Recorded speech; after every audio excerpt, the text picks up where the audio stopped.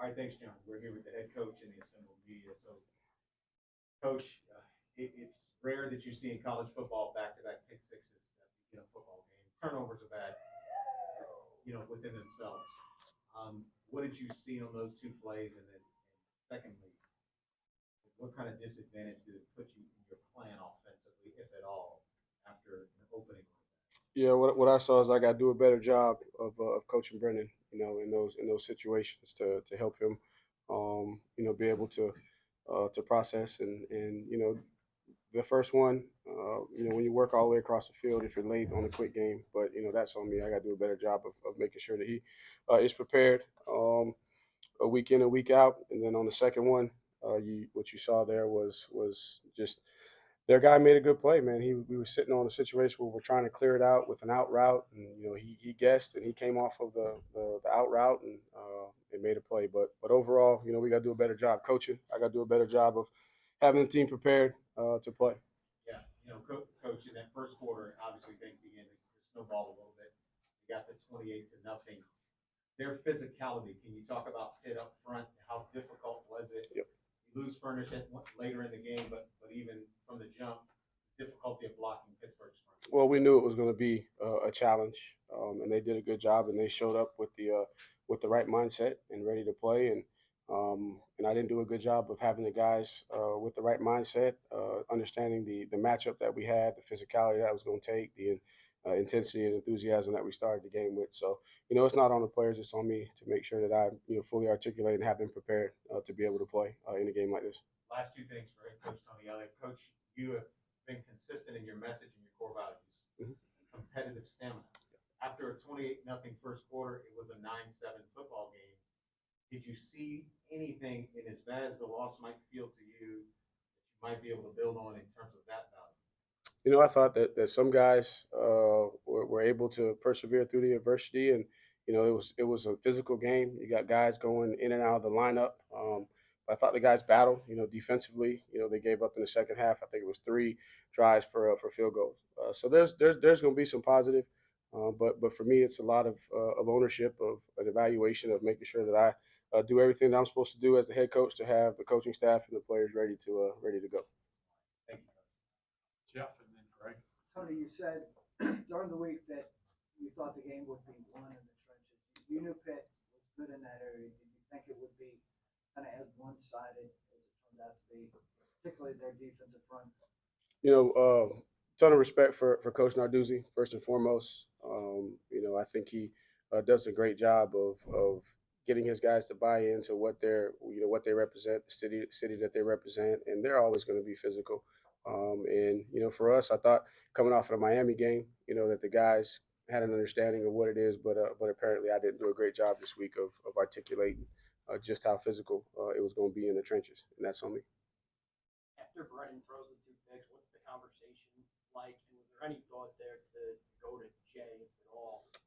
I didn't have any thought to go to Jay, and the conversation is, hey, just don't think about it. Stop thinking and just go play. Because he's probably his biggest critic, and he's going to be hard on himself. And he's played enough football and knowledgeable enough to know by the time he gets to the sideline, kind of what the mistake was and what he needs to correct. And biggest thing for him is, hey, don't put it all on your shoulders. There's still a lot of ball game left to play. Don't overthink it, and let's just keep fighting and let's not play to a scoreboard. And that's goes back to what competitive stamina is all about. It doesn't matter what the scoreboard is because there was a lot of football left and still plenty of opportunities to go win the game. Coach, obviously all you can do is kind of go back to work on this thing, but in the big picture, are you concerned with the damage that's kind of happening in terms of recruiting attendance because of this I don't. season? I'm not. I'm not worried. I mean, I came here with a vision in mind, a goal in mind, and you know what? It may not be going exactly how I planned it to be, but I'm not gonna lose hope. I'm not gonna lose focus. I'm not gonna tuck my tail. And you back me in the corner, then I'm gonna turn and fight. That's all I've ever done my entire life, and gonna be accountable for the things that I got to change. And the attendance, that's on me. The fans are expecting to see a good product on the field, and we've been inconsistent in what we're putting on the field. So I don't blame the fans. That's on me. It's my job to make sure that we have a winning product for those individuals to come and attend. And from a recruiting standpoint, hey. all I can do is sell what my vision is, and there's going to be some guys that believe in what we're trying to build here, and those are going to be the guys that we want here at the University of Virginia. So I'm not going to change my message in recruiting. I'm not going to change my message to the team. We're going to go back to work on Monday, and what we're going to work on is making sure that the core values that we talk about in this program become values and not just words. Because for me, they're values, and I'm going to stand on those values. I'm going to fight for those values, regardless of what the circumstances are. This back. Put back here. Oh, yeah. Malachi today, first career touchdown, first game back in the season. Is this kind of what y'all were expecting from him when you saw him in the spring? What he showed up with? Actually, exceeded my expectation from the standpoint of I was thinking that maybe 15 to 20 plays, and then late in the week, our medical folks did a great job of having him prepared. That said we could push it to 30, maybe 40 plays, and Malachi has worked and extremely hard. He's a guy that loves the grind of football, and so just happy for him to have some success. But I didn't expect him to play as many snaps early in the week. But as we progressed towards the later part of the week, I felt a little bit more comfortable with the suggestion of playing about 30 or 40 plays. Coach, Wicks, Thompson, Davis, and Jones did not play again. Are you expecting them to play in the weeks ahead? I'm expecting them to play, and again, we're going to do what's best for them, and I'm not going to sacrifice any young man's health to win football games. And it's the strength and conditioning, the medical folks' job to tell me when they're ready to go. I'm not going to question their assessment. Their evaluation is law.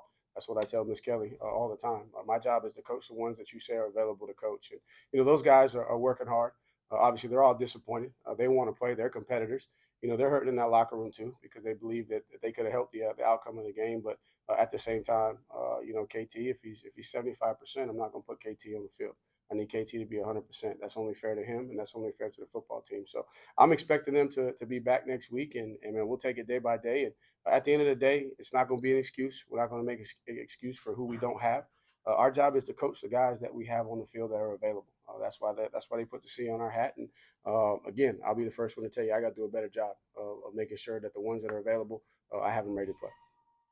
There's obviously a lot you're dealing with on the sideline with what's going on, but the furnace ejection, did you see what happened? Are you told what happened? I didn't see, other than usually it's the guy that retaliates that gets caught, and he had the situation early. But again, the biggest thing for me is trying to do things the right way, and I'm not big on all the extracurriculars. Man, the game is too hard. You don't have time to waste energy on that, and sometimes tempers flare. I mean, it is a game of emotion. And it's a violent physical game. As I told the guys in the locker room, when you start, wanting to play in championship, caliber games, and you have to say they're the reigning champ, until somebody else, knocks them off and wins the championship this year in the league, they're the champs. And they came in here with bad intentions, and it's a violent game. And sometimes tempers flare, but the key is to make sure you control your response. And I got to be mindful of that with myself too, because I'm a competitor, but I'm also the head coach too, and the guys are going to feed off of me. So I got to control my response. And one of the things that I've been adamant about, from day one is, we're going to win between the whistles, right? From the time they blow the whistle for the start of play till they end the play, that's when we want to win, and we're not going to get involved in all that other stuff. You told Greg that no consideration of going to Jay at quarterback, but you've got a package from it wide receiver. Yeah. He's played 4 games. Any consideration about preserving a redshirt? Again, I want to win.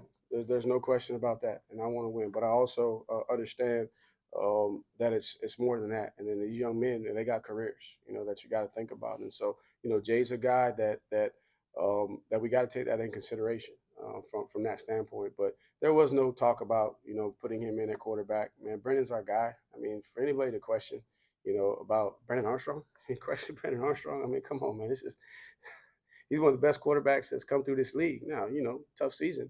I get it, but man, let's there was no consideration on my end, man. I'm going down with Brennan, and you know what? I'm going down with all those guys in that locker room. I got a question about, do you go the youth route, right? And I told the guys last night, this is exactly what I told them, and I mean this, right? They came to the University of Virginia. No, they did not come to play for me at the University of Virginia, but they came to the University of Virginia, and I'm going to respect that, right? And I want all the guys young or old, that want to be a part of it, to be a part of it, because you know what, they can play a valuable role in laying the foundation. And so there's no consideration to go younger. There was no consideration to go to the backup quarterback. Man, we were going to dig our heels in and fight with the guys that were available to play. Take the last question from Greg. You guys have been in a lot of close games recently, Yeah. the last 3 weeks up until today. Do you sense that there is a will to finish the season strong from the team over the next 2 weeks? Do you sense that that will be I do. something they're up for? I do, and the guys had a good week of preparation, you know, and but you're learning if you just watch college football. And it's hard to win anywhere. You know, even for some of the blue bloods right now, it's hard to win because everybody wants the same thing, and there's a small margin for error, and really it's mental. Okay, so I asked the guys in the locker room, what was the difference between last week and this week? Well, you know, you just because you give everything you have and fall up and come up short, man, you don't fear doing it again, right? You go challenge yourself to do it again, and then if you have success, you can't just assume that you're going to have success the next time out, right? It's every single day, everything that you do, you got to be fully committed, and again. Just teaching these guys the right way to think, and we got some work to do, but man, we're going to get there. All right, thanks, Coach.